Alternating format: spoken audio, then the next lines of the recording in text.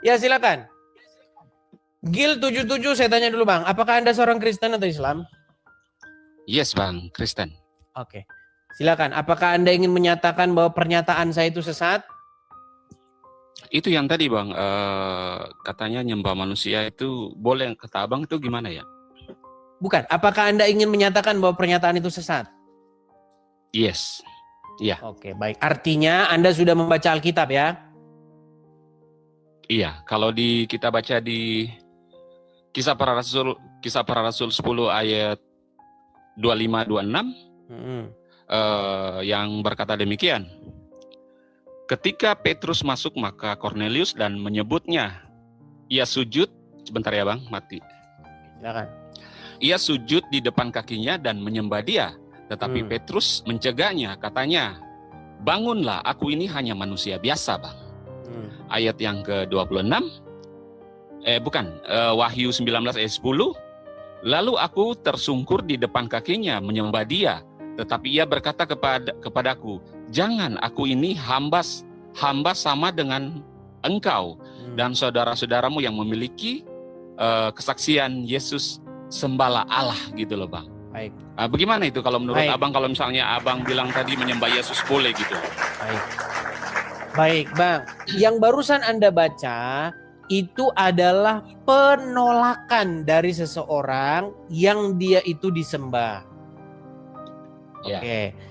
Ada seseorang yang sedang disembah di situ, dia sujud tersungkur menyembah, tapi dia menolak itu karena dia merasa tidak pantas menerima itu. Oke? Betul tidak itu kesimpulan dari yang kita baca?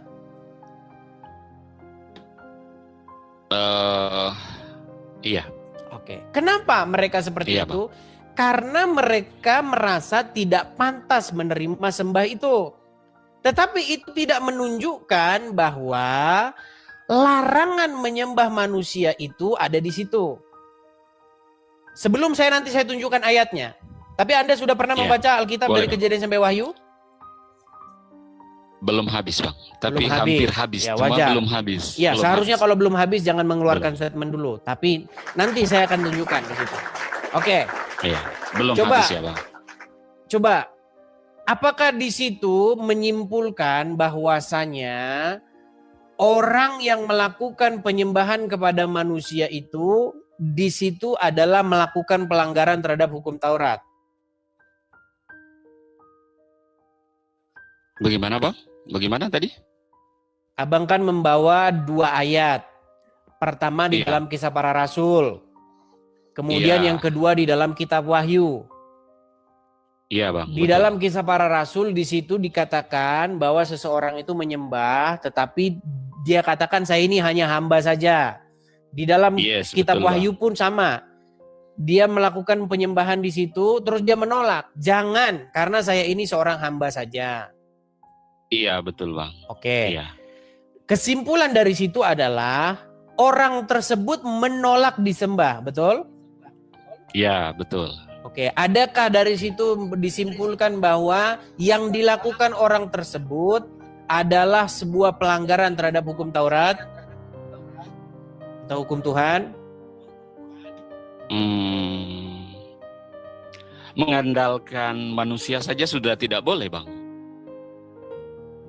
Ada kan ayat ya, Alkitab tapi kita fokusnya kepada penyembahan ini loh, menyembah. Jangan fokus ke yang lari-lari Bang. Nanti kalau kita seperti itu, nanti lari tema kita nggak fokus lagi Bang. Coba menyembah. Coba. Menyembah. Atau di dalam perjanjian lama. Sebelum saya tunjukkan ayatnya Bang. Coba di dalam perjanjian lama, coba tunjukkan kepada saya, jangan engkau menyembah manusia. Coba. Ayatnya mana?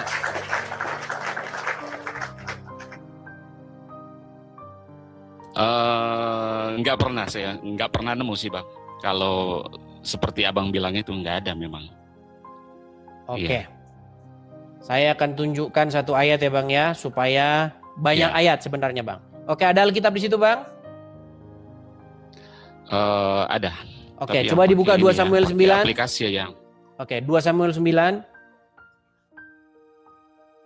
2 Samuel 9. 2 Samuel 9, iya. Oke. Ayat yang keberapa Bang? Kita mulai dari ayat yang ke 5. Coba. 6. Ayat ke-6. Oke. Saya yang baca Bang? Silakan Abang baca. Oke, dan Mefiboset bin Yonatan bin Saul masuk menghadap Daud. Ia sujud dan menyembah. Kata Daud, Mefiboset, jawabnya, inilah hamba tuanku. Terus? Ayat yang ke-7, kemudian berkatalah Daud kepadanya, janganlah takut sebab aku ini pasti akan menunjukkan kasihku kepadamu oleh karena Yonatan, ayahmu. Aku akan mengembalikan kepadamu segala ladang Saul, nenekmu, dan engkau akan tetap makan sehidangan dengan aku. Terus Oke. Bang? Terus? Ayat yang ke-8, lalu sujudlah Mefiboset dan berkata, apakah hambamu ini sehingga engkau menghiraukan anjing mati seperti aku? Oke. Ayat yang ke-9, lalu raja memanggil Siba, hamba Saul itu, dan berkata kepadanya, segala sesuatu yang adalah milik Saul dan milik seluruh keluarganya, kuberikan kepada cucu tuanmu itu. Oke. Baik, coba dibaca lagi ayat 6-nya. Ayat yang ke-6. Dan Mefiboset bin Yonatan bin Saul masuk menghadap Daud, ia sujud dan menyembah. Kata Daud, Mefiboset, jawabnya, inilah hamba tuanku. Oke. Abang tahu siapa Mefiboset itu?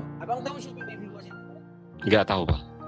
Nggak tahu. Baiklah ya. Memang kalau orang suka mengatakan saya sesuatu itu biasanya belum selesai dia baca Alkitab. Nggak apa-apa. Tapi nggak apa-apa Bang.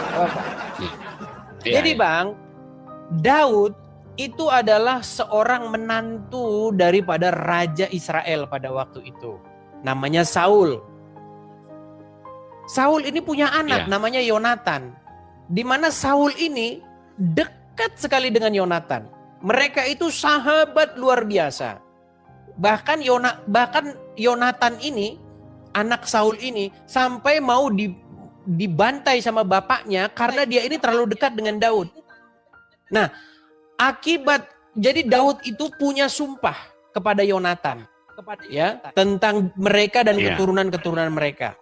Makanya Daud memperlakukan Mefiboset, dia tidak membinasakan keturunan Nathan, seperti itu. Tetapi dia memperlakukan Yonatan, dia menaruh kasihnya terhadap Yonatan. Menaruh kasihnya terhadap Mefiboset. Coba dibaca lagi Bang, satu kali lagi ayat 6-nya. Ayat yang berapa Bang? Ayat 6-nya tadi. Dan Mefiboset bin Yonatan bin Saul masuk menghadap Daud, ia sujud dan menyembah. Kata Daud, Mefiboset, jawabnya, inilah hamba tuanku. Gitu Bang. Pertanyaan saya, apakah di situ Mefiboset menyembah Daud? Iya. Oke. Pertanyaan saya, apakah di situ Daud menerima penyembahan itu?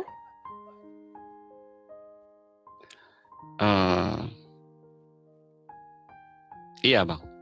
Ya, jadi begini Bang. Jadi ketika saya berdiskusi, semua pernyataan-pernyataan saya itu adalah dalam ranah atau background ceritanya itu saya sedang diskusi dengan RT 6. Di mana RT 6 itu baru naik biasanya begini, mengapa kau sembah manusia? Loh, di dalam Alkitab, apalagi ketika kalian membaca budaya yang ada di dalam Alkitab ini, memang biasa, seperti itu biasa. Sekarang kita ganti lagi, coba. Kita buka lagi. Bentar ya Bang ya. Ada Alkitab di situ ya Bang ya. Iya. Ada Bang. Oke, saya buka. Coba buka Kejadian. Iya. Ayat berapa Bang? Bentar. Kejadian pasal yang ke-23. Ya.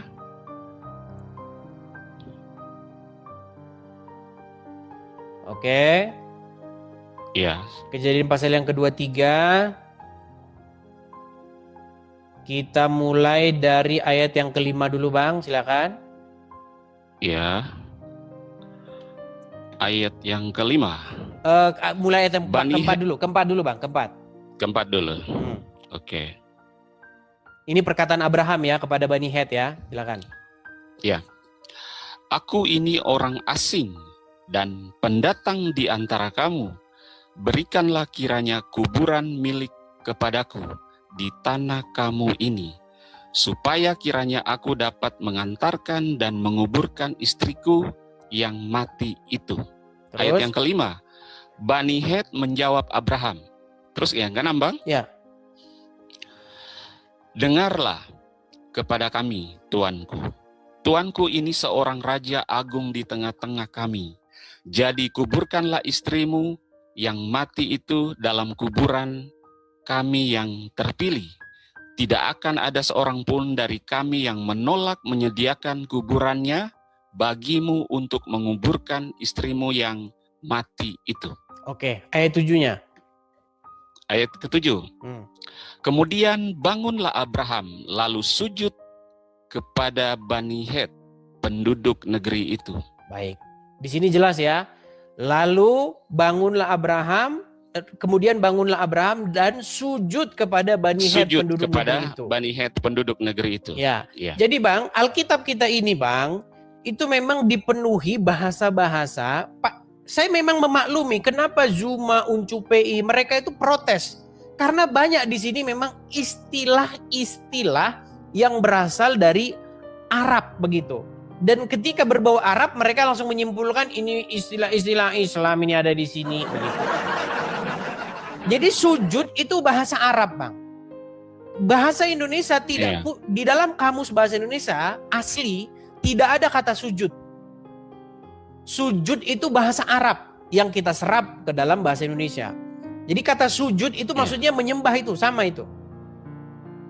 Iya. Nah, sebenarnya Bang, di dalam Alkitab itu memang akan kita temukan pola-pola seperti itu.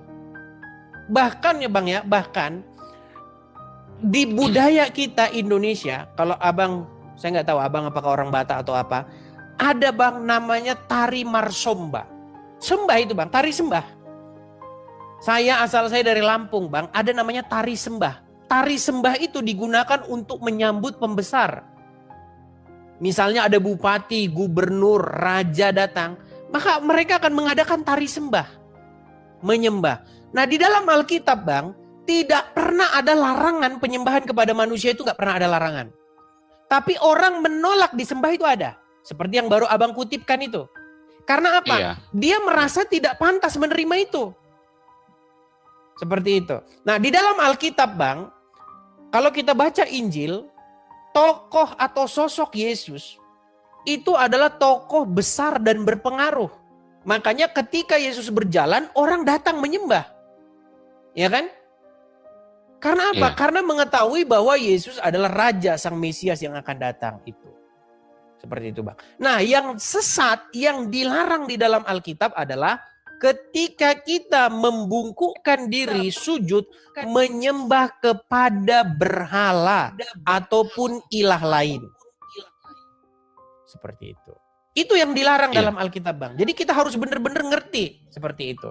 Nah, pada waktu itu datanglah seorang saudara dari RT 6 berkata, "Loh, kalau begitu bagaimana? Berarti boleh menyembah manusia."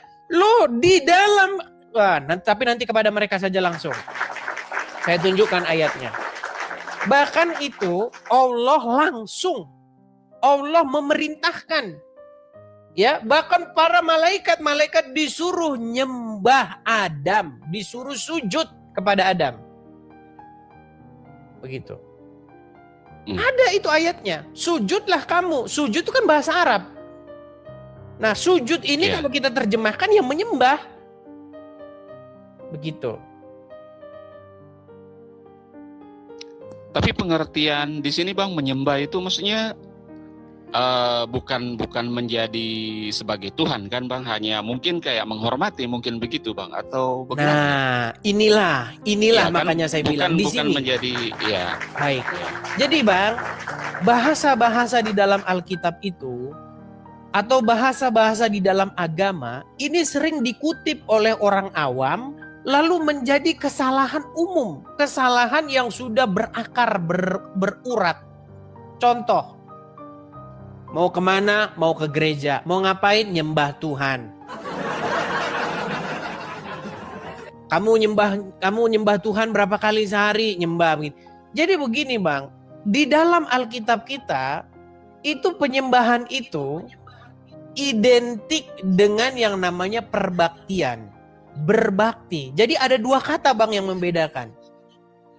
Ada kata sakah. Sakah itu yaitu tadi melakukan gerakan badan.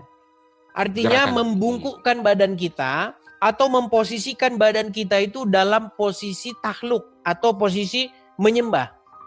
Itu menunjukkan bahwa kita menunjukkan kekalahan kita kepada dia, menunjukkan bahwa kita ini mengikuti dia, begitu. Kemudian yang kedua, ada namanya avodah. Begitu. Ada sakah, itu maksudnya melakukan gerakan badan, artinya menyembah. Iya. Kemudian ada avodah. Nah, avodah ini Bang yang dimaksud dalam Alkitab tuh avodah. Jadi ketika Anda bertanya, oh ini kan menyembah dalam pengertian menunjukkan bahwa dia itu menunjukkan rasa respect, rasa hormat. Betul, yang Abang bilang itu betul. Hormat, betul. Ya. Betul ya. Nah, ya. Cuman orang bukan menjadi sebagai Tuhan gitu kan, Bang. Ya, cuman banyak orang menyalahpahami di sini, Bang. Yang dibahas di dalam Alkitab itu adalah avodah. Avodah itu maksudnya bekerja, berbakti. Yes, ya Bang. Biasanya kata ini sering ditempel, jangan engkau sujud dan berbakti kepadanya. Seperti itu. Cuman dalam terjemahan-terjemahan udah sujud dibikin menyembah, jangan engkau sujud dan menyembah. Ya sujud ya menyembah itu.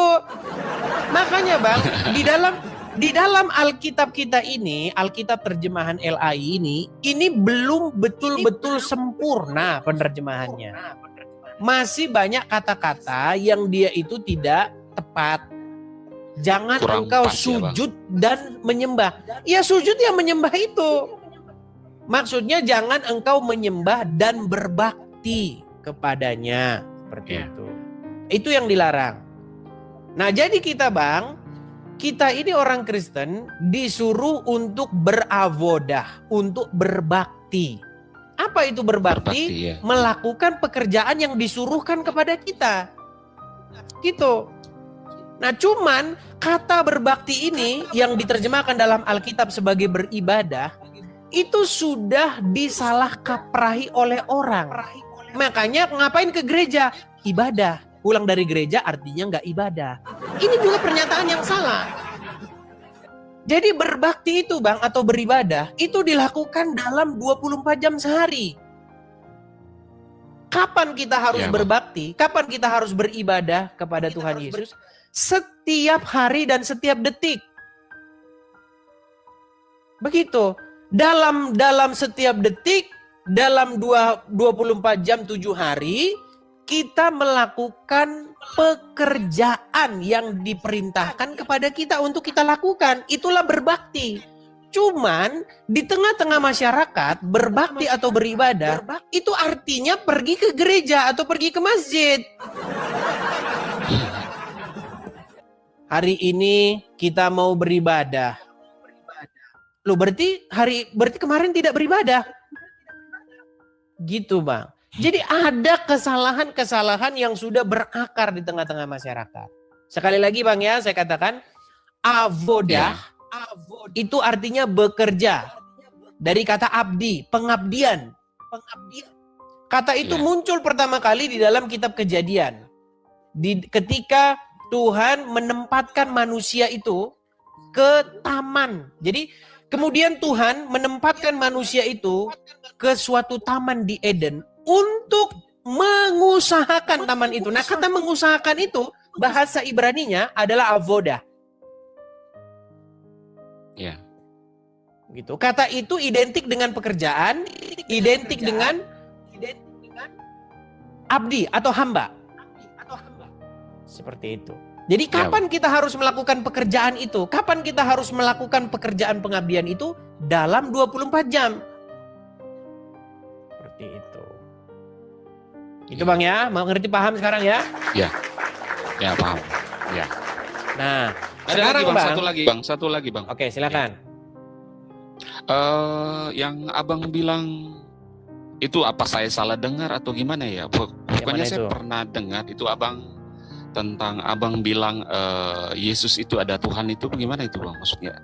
Saya kurang ingat itu, pokoknya Abang debat sama siapa waktu itu ya. Pokoknya saya sering ikut juga. Abang bilang Yesus ada Tuhannya lagi, itu bagaimana itu Bang? Aku kurang paham itu kalau di situ tuh. Baik. Saya tanya dulu sama Abang. Ya siap Bang. Selama Abang baca Alkitab, ya. Untuk ini aja, Injil dari Matius, Markus, Lukas, Yohanes sudah selesai baca itu keempatnya? Ya habis itu Bang. Kalau sudah itu selesai? Habis Bang saya baca. Oke. Ya, saya mau tanya Injil dulu. Itu ya. Saya mau tanya dulu sama Bang.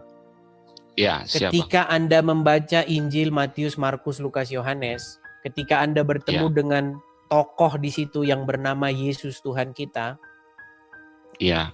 apakah dia seorang ateis? Tidak. Apakah dia berdoa? Iya. Apakah dia melakukan puji-pujian bersama dengan murid-murid?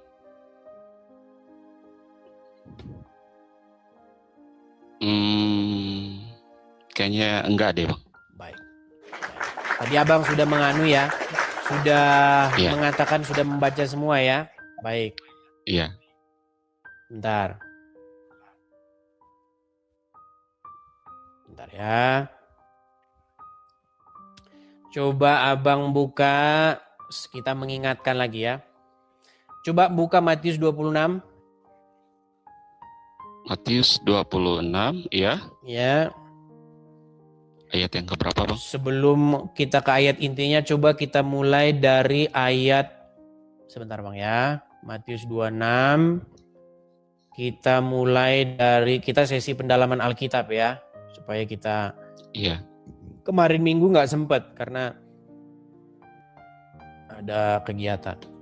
Matius 26, kita mulai dari, sabar Bang.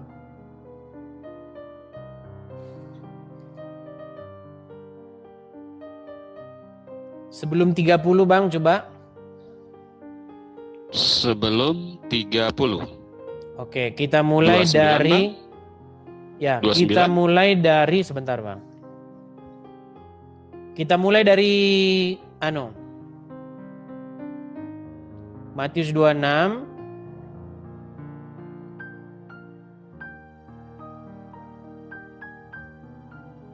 Kita mulai dari 29 coba Bang. 29, baik. Ya. Ini Tuhan Yesus sendiri yang berkata ya Bang ya? Ya, biar kita tidak kehilangan konteksnya, memang kita harus baca 3 ayat sebelumnya sih memang. Ya nggak apa-apa lah, dari ini aja, dari 28 coba. 28, oke, baik.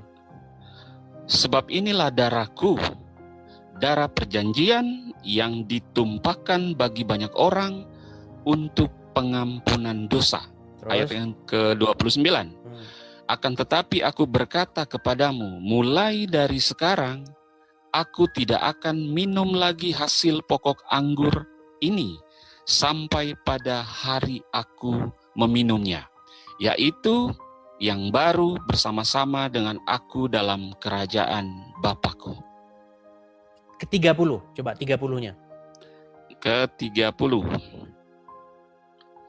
Sesudah menyanyikan nyanyian pujian, pergilah Yesus dan murid-muridnya ke Bukit Zaitun. Oke, tadi Abang sudah menyatakan membaca Matius, Markus, Lukas, Yohanes ya. Coba fokus ke ayat 30 itu Bang. Sesudah menyanyikan nyanyian pujian, pergilah Yesus dan murid-muridnya ke Bukit Zaitun. Siapa yang menyanyikan lagu-lagu pujian di situ Bang? Mungkin murid-muridnya Bang, bukan Yesusnya Bang. Jadi Yesus tidak menyanyikan lagu-lagu pujian ya? Iya Bang. Jadi menurut Anda Karena Tuhan Yesus tidak jadi ini menurut sudah- Anda Tuhan Yesus tidak berbakti, tidak menyembah kepada Bapa di surga? Tidak, Bang. Tidak, Bang. Oke, berarti Tuhan Yesus hanya berdoa saja. Dia tidak menyembah Bapa di surga ya? Enggak. Oke, baik. Enggak, Bang. Baik. Kalau Baik, nggak apa-apa. kalau kita baca di Yohanes, Bang, yang berkata demikian, pada mulanya adalah firman. Firman itu bersama-sama dengan Allah. Bukan Bang, Abang Dan firman- nggak sedikit.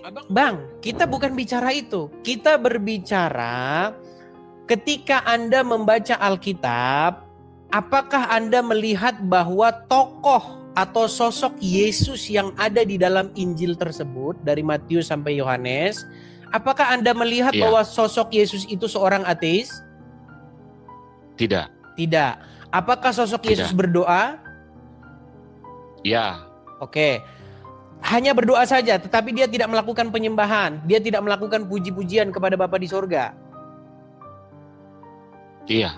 Oke. Iya, Bang. Tidak kayak. Oke, baik. Gak apa-apa ya.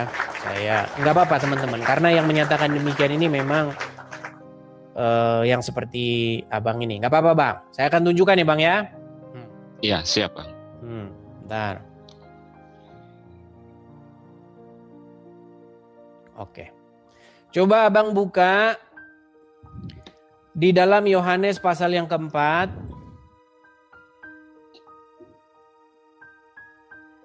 Yohanes pasal yang keempat, Ya. ayat yang keberapa, Bang? Ayat yang coba kita mulai dari 21. Ke-21. Kata Yesus kepadanya, percayalah kepadaku, hai perempuan, saatnya akan tiba bahwa aku akan menyembah Bapa bukan di gunung Bang, ini. salah bang ayatnya. Dan Coba bukan- dibaca lagi yang benar.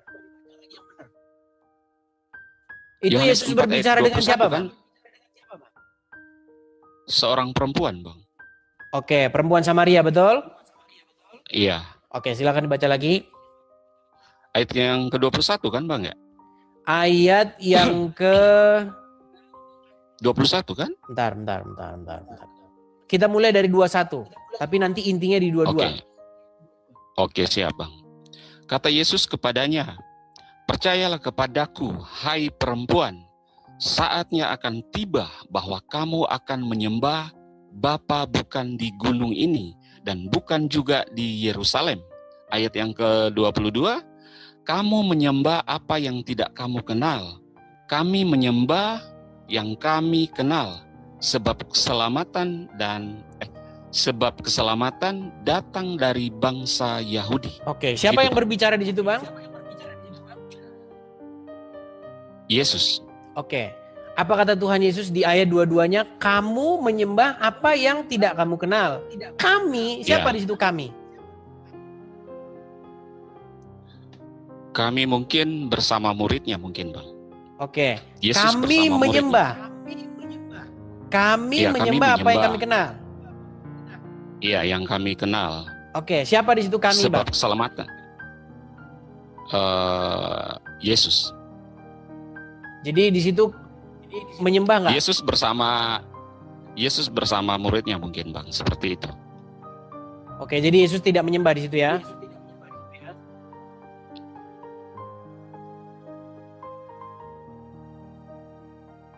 Oke, saya tunjukkan ayat lain, ayat yang lain, Iya. Bang. Sebentar, nggak apa-apa, Bang. Ya, nggak apa-apa, kita terus Iya. ya. Bentar, sabar ya.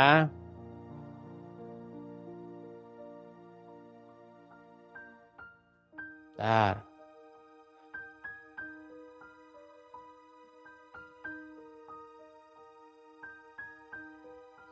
Coba abang buka dulu sebentar ya bang ya, pelan-pelan ya bang ya. Iya, siap, Bang. Nampak-nampaknya abang ini. Oke. Kita buka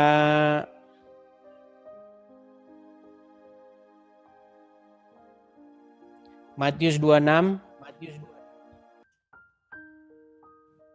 Matius 26 ayat yang keberapa, Bang? Ayat yang sebelum ke 39 kita mulai dulu ayat yang ke-38, Bang. Oke, siap. Lalu katanya kepada mereka, Kata siapa itu, Bang? hatiku sangat... Yesus. Oke, terus? Ya. Lalu katanya kepada mereka, hatiku sangat sedih, seperti mau mati rasanya. Tinggallah di sini dan berjaga-jagalah dengan aku. Terus? Ayat yang ke-39, maka ia maju sedikit, lalu sujud dan berdoa katanya, ya Bapakku, jikalau sekiranya mungkin, biarlah cawan ini lalu daripadaku, tetapi janganlah seperti yang ku kehendaki, melainkan seperti yang engkau kehendaki. Oke, apakah di situ Tuhan Yesus di situ melakukan sujud? Iya, Bang. Kepada siapa dia sujud? Kepada Bapa. Oke, sujud itu kan bahasa Arab, Bang, betul? Iya. Kalau bahasa Indonesianya Iya. menyembah, betul? Iya. Oke. Jadi gimana, Bang? Apakah Yesus menyembah Bapa di sorga? Iya. Iya. Mungkin saya bacanya gini, Bang, ya. Mungkin karena cepat-cepat kali ya. Maksudnya Ya, jadi begini, Bang. Saya kasih gitu. tahu begini. Ya. Jadi ini yang mau saya kasih tahu sama teman-teman sekalian. Kalau kita belum membaca Alkitab, itu janganlah kita itu menghakimi sesuatu. Bahkan kita membaca Alkitab saja, kita harus memeriksa dengan cermat statement-statement atau pernyataan-pernyataan tentang Alkitab. Apakah dia itu biblikal atau tidak? Begitu, Bang. Jadi pertama-tama yang terjadi, yang saya lihat di tengah-tengah masyarakat tuh begini, Bang. Argumen-argumen dari orang-orang Kristen yang awam itu adalah argumen-argumen traumatik. Maksudnya gimana argumen traumatik? Gini. Iya. Pengalaman saya selama 13 tahun melihat perdebatan gini. Ada orang-orang baik itu yang Islam yang awam dan Kristen yang awam berdiskusi. Jadi orang Islam awam bilang begini, kenapa kamu menyembah manusia? Iya. Terus ada sebuah argumen traumatik dari orang-orang Kristen yang awam mengatakan bahwa enggak, kami enggak menyembah manusia. Kenapa argumen traumatik itu keluar? Karena kalau dia mengiyakan tuduhan dari saudara-saudara yang Muslim, seolah-olah pernyataan dari orang-orang Islam itu menjadi benar dan itu membenarkan agamanya. Jadi yang keluar itu bukan argumen Alkitab, tetapi argumen bagaimana caranya biar beda dengan Islam. Padahal itu bukan diskusi yang sehat. Diskusi yang sehat itu kita mengeluarkan statement-statement yang biblikal. Ketika kita mengeluarkan statement-statement yang biblikal, itu tidak membuktikan bahwa Islam itu jadi benar. Contoh yang kedua tadi. Saya melihat, Bang, perdebatan antara Islam dan Kristen. Yang Islam, Bang, setengah mati mereka mengatakan, Oten, Yesus itu berdoa. Yesus itu berbakti menyembah Bapa di surga. Nah, karena Islam yang ngomong, maka orang Kristen itu berusaha secara naluriah untuk membantahnya. Dia secara naluri itu pengen bantah karena ini pernyataan dari orang Islam. Makanya argumen yang saya lihat itu bukan argumen yang biblikal, tetapi argumen traumatik kepada orang Islam. Bukan itu. Pengajaran itu bukan begitu. Mentang-mentang Islam ngomong begini berarti harus kita beda. Bukan begitu. Maksud saya begini.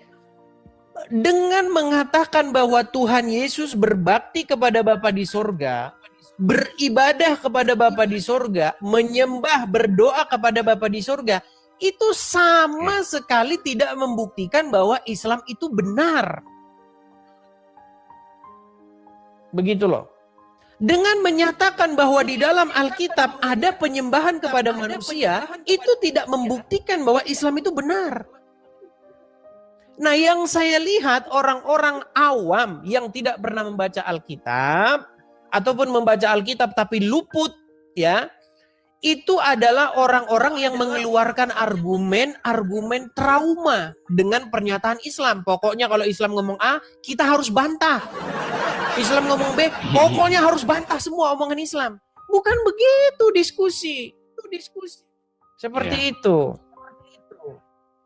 Jadi Bang, kalau kita membaca Alkitab, di dalam Alkitab kita, Tuhan Yesus itu adalah orang yang berdoa. Dia adalah manusia. Dan di tengah-tengah masyarakat Yahudi itu, ketika Yesus lewat, ya, ketika Yesus lewat, itu orang-orang itu datang dan menyembah kepada dia.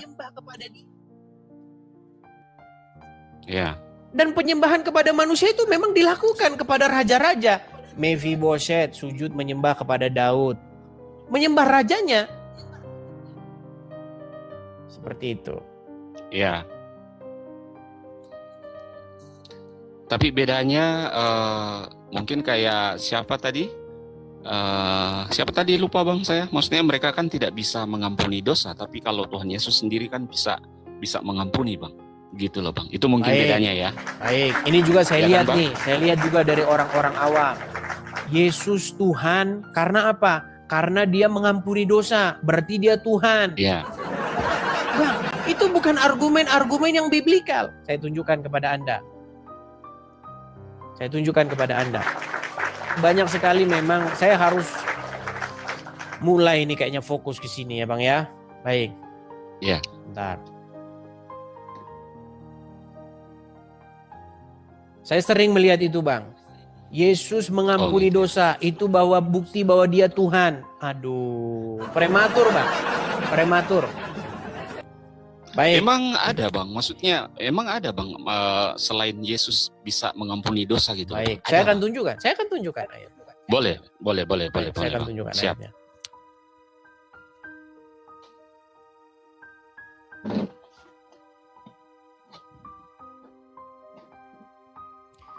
Coba buka Injil Yohanes pasal yang ke-20. Kita mulai dari 21 sampai 23 coba. Yohanes 20 ayat 21 ya Bang ya. Ya. Maka kata Yesus sekali lagi, damai sejahtera bagi kamu. Sama seperti Bapa mengutus aku, demikian juga sekarang aku mengutus kamu. Dan sesudah ayat yang ke-22, dan sesudah berkata demikian, ia menghembus. Kok beda Bang? Ya, mengembusi mereka. Iya, mengembusi mereka dan berkata, terimalah Roh Kudus. Ya, terimalah Roh Kudus. Jikalau kamu mengampuni dosa orang, dosanya diampuni, dan jikalau kamu menyatakan dosa orang tetap ada, dosanya tetap ada. Oke. Oh, ini Yesus nyuruh ke Murid-murid. siapa ini Bang? Murid-muridnya ya? Ya, Tuhan Yesus berkata di situ kepada murid-murid dan menghembusi mereka dengan Roh Kudus. Apa kata Tuhan Yesus? Iya, mengembusi mereka. Jikalau kamu mengampuni dosa, coba dibaca lagi, dibaca. 23-nya tadi. Jikalau kamu, ayat 23, jikalau kamu mengampuni dosa orang, dosanya diampuni, dan jikalau kamu menyatakan bahwa dosa tetap ada, dosanya tetap ada. Oke. Di situ ada nggak di situ diberikan kepada murid-murid kuasa untuk mengampuni dosa? Iya, ada Bang. Mungkin Berarti dia kalau Tuhan. pengertian di sini Bang. Berarti Tuhan semua itu Bang. Tuhan semua itu. Oh, enggak lah Bang. Jadi maksud saya begini. Mari gini, kadang-kadang saya tuh merasa sedih begini loh. Saya ini ibarat kata kalau seorang prajurit 13 tahun lamanya saya di medan pertempuran. Bertempur dengan serdadu-serdadunya Donditan dan kawan-kawan dari RT sebelah. Ya. Cuman saya ini belakangan ini merasa sedih. ada orang yang baru dia belajar menarik pedang dari sarungnya. Lalu mengatakan bahwa saya ini tidak bisa berperang. Kamu salah metodemu. Ini bagaimana? Ini susah ini kayak begini. Keadaannya seperti ini. Orang-orang yang tidak pernah membaca Alkitab, yang belum pernah membaca Alkitab berulang-ulang, mau mengatakan bahwa saya sesat. Seperti Enggak itu. sih Bang, kalau menghakimi Bang Edi seperti itu kan, saya sih enggak, cuman agak mungkin karena saya kurang paham aja Bang. Tapi kalau untuk menghakimi, bilang Abang misalnya sesat itu kayaknya nggak berani saya Bang, ngomong seperti itu.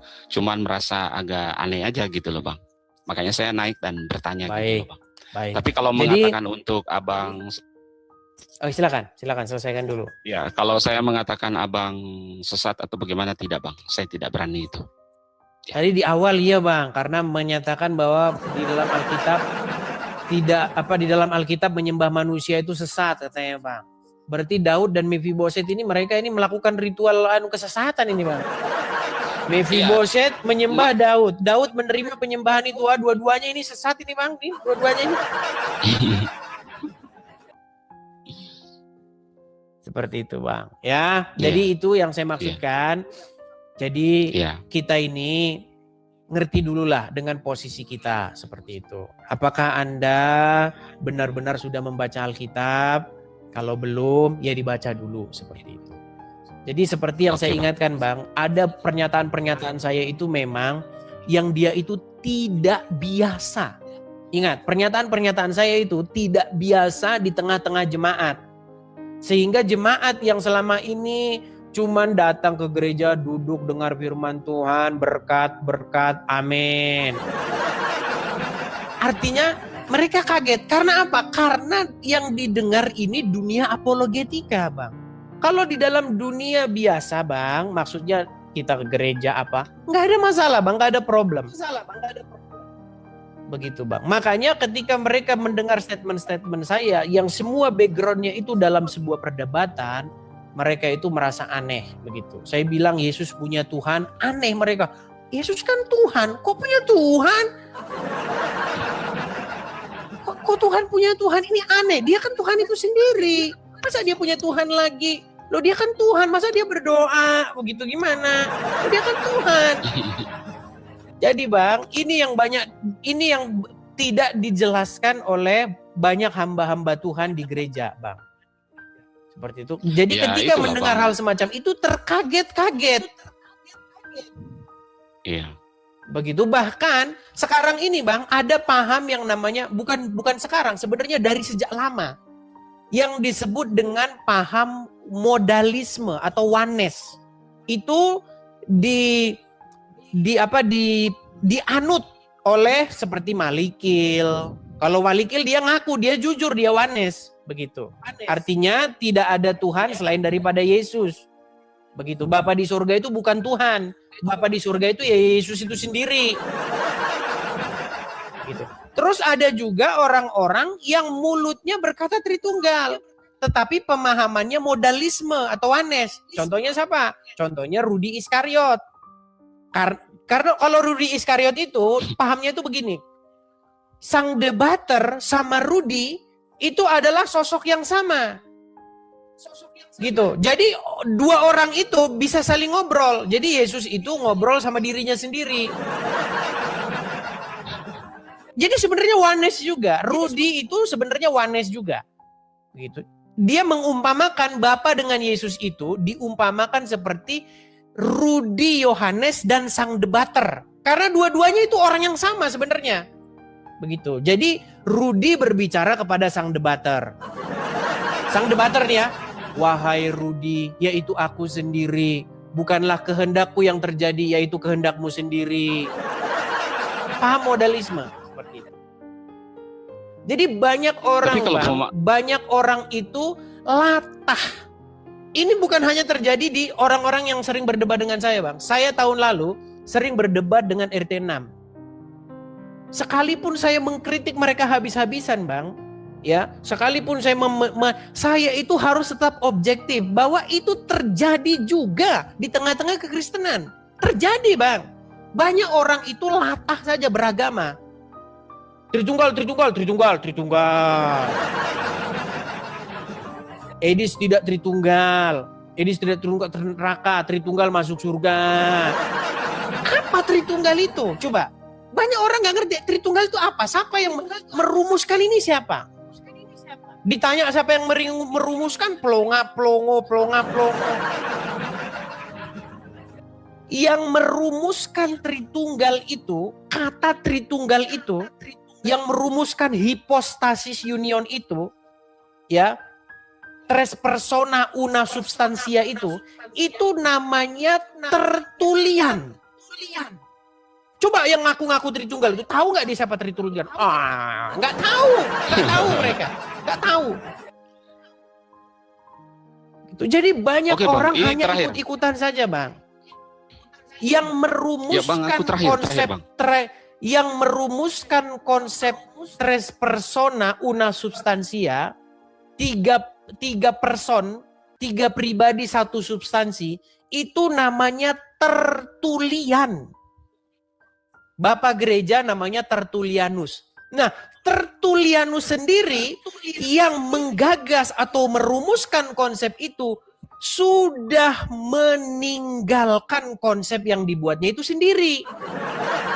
Tapi banyak orang nggak tahu itu, nggak tahu mereka, nggak ngerti mereka itu.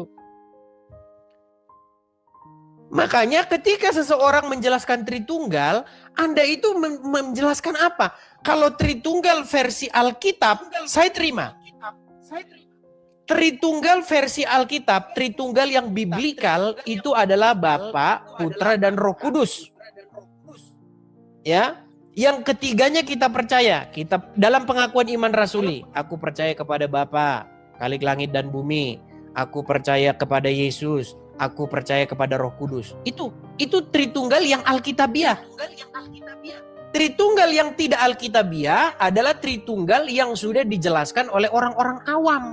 Orang-orang yang mulutnya latah ngomong Tritunggal, Tritunggal, Tritunggal, Tritunggal. Nggak ngerti apa dia gitu loh. Seperti itu. Bahkan Tertullian yang merumuskan Tritunggal versinya sendiri itu meninggalkannya. Dia sendiri meninggalkan konsep yang digarapnya itu.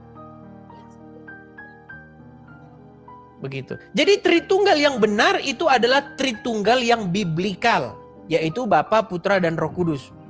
Jangan ditambah-tambahi embel-embel, seolah-olah kita sudah pernah tahu. Alkitab sudah mengatakan, Bang, tidak seorang pun mengenal anak selain daripada Bapa, dan tidak seorang pun mengenal Bapa selain daripada anak, dan orang yang kepadanya anak itu berkenan menyatakannya. Jadi nggak usah kita sok tahu, sok mengenal anak. Ya, kita sudah pernah ke surga, ini substansinya begini, kemudian ini substansinya, hakikatnya begini, substansi begini, macam sudah pernah ke surga saja. Begitu, Bang. Kita nggak bahas hal-hal yang bersifat metafisik, kita tidak membahas hal-hal yang bersifat kosmik. Yang kita pahami adalah bahwa kita menerima, kita percaya kepada Bapa di sorga, kita percaya kepada Yesus Kristus, dan kita percaya kepada Roh Kudus. Begitu saja, Bang. Jangan ditambah-tambahi embel-embel. Iya. Seperti itu. Bang, ini aku tanya terakhir ini, Bang. Terakhir kali ini, Bang. Boleh, Bang? Ya. Bang, aku mau tanya tentang Yohanes 1 ayat 1 itu, Bang, yang berkata pada mulanya adalah firman.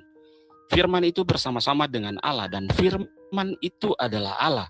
Dan kita baca lagi di ayat yang keberapa itu aku lupa, Bang. Maksudnya firman itu yang menjadi manusia, itu adalah Yesus sendiri. Ayat ke-14. Firman itu telah menjadi manusia dan tinggal di tengah-tengah kita. Dan kita telah melihat kemuliaannya, yaitu kemuliaan yang dianugerahkan Bapa kepadanya sebagai anak tunggal Allah, penuh kasih karunia dan kebenaran. Jadi, Bang, dulu, zaman dahulu sebelum Tuhan Yesus datang ke dunia, firman itulah yang berbicara kepada Abraham, firman itulah yang berbicara kepada Musa, firman itulah yang berbicara kepada nabi-nabi. Jadi Tuhan itu punya hikmat, punya akal, dia punya logos dia. Nah, logos itulah yang berfirman.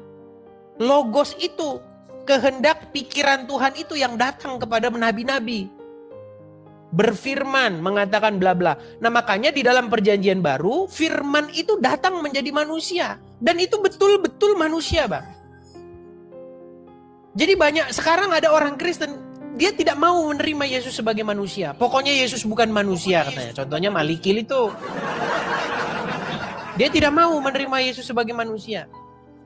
Karena begini, Bang. Makanya kemarin saya ada bikin satu video yang terakhir saya upload sebelum video ini. Itu kalau teman-teman mau nonton itu bagus sekali. Begini, Bang. Ketika kita membaca Alkitab, kita itu harus, kalau Abang pernah nonton acara apa itu yang di pagi-pagi, acara yang kartun itu, apa namanya? Apa namanya acara kartun itu yang pagi-pagi yang apa teman-teman coba teman-teman bisa ini enggak di kolom komentar.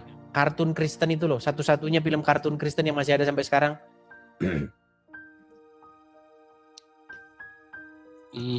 Superboy. Aku nggak pernah. Apa? Superbook. Apa Superbook ya? Ya, Superbook. Gini, Bang. Nggak pernah, Bang. Ya, nah makanya ini Abang saya ajarin. Gini, ada film-film Kristen namanya Superbook. Ketika kita lihat Superbook itu, dia pasti selalu menjelma ke masa lalu. Jadi ketika kita nonton, pasti tokohnya itu, tokoh Superbook itu 3 orang itu, laki-laki, perempuan, dan 1 robot itu, dia kembali ke masa lalu. Jadi kalau kita baca Alkitab, itu harus pakai konsep begitu, Bang. Kalau kita baca Alkitab, kita ini harus kembali ke zaman itu. Kita kembali ke zaman itu, terus pikiran kita harus pikiran seperti orang-orang yang ada di zaman itu. Makanya ketika kita membaca Alkitab, ketika kita memandang sosok Yesus, kita harus memandangnya sebagai sosok yang dipahami oleh masyarakat pada zaman itu. Sekalipun tidak semua orang memandang Yesus dengan benar pada waktu itu. Tetapi pendekatan yang paling tepat itu adalah yang demikian. Kita harus memandang sosok Yesus dari nubuatan-nubuatan perjanjian lama. Tentang sosok Mesias yang akan datang. Seperti itu, Bang. Dan Alkitab menubuatkan bahwa pada suatu waktu nanti, maka semua manusia itu akan berbakti atau beribadah kepada Tuhan, YHWH, dan kepada Mesiasnya. Seperti itu. Oke, Bang. Jadi ketika kita membaca Alkitab, pastikan kita itu menggunakan kacamata atau pikiran yang ada di dalam budaya atau masyarakat setempat pada waktu itu. Gitu. Karena kalau kita tidak demikian membaca Alkitab, maka kita membaca Alkitab itu seperti membaca buku-buku lain. Kita melihat Yesus sebagai, misalnya kita pandang Yesus orang Indonesia, murid-muridnya orang Indonesia. Tidak, Bang. Semuanya itu adalah orang-orang Yahudi, orang-orang Israel, di mana mereka punya pandangan tentang datangnya Sang Mesias. Oke, cukup, Bang? Oke. Cukup. Terima kasih, Bang. Terima kasih, sama-sama, Bang, ya. Saya turunkan ya. Ya, siap.